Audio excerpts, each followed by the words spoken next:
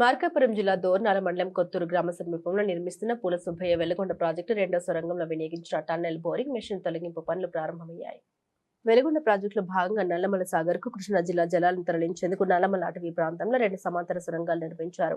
మొదటి సొరంగం 7 మీటర్ల వ్యాసంతో, రెండో సొరంగం 9.2 మీటర్ల వ్యాసంతో నిర్మితమైంది. నల్లమల అభయారణ్యంలో పర్యావరణ వన్యప్రాణి సంరక్షణ నిబంధన పాటిస్తూ పేలులో జరపకుండా సొరంగాల తవ్వకాలు చేపట్టేందుకు విదేశాల నుండి ప్రత్యేక టీబీఎంలను దిగుమతి చేసుకున్నారు. మొదటి సొరంగంలో 17.8 కిలోమీటర్ల మేర తవ్వకాలు పూర్తి చేసిన టీబీఎంను 2021లో తొలగించారు.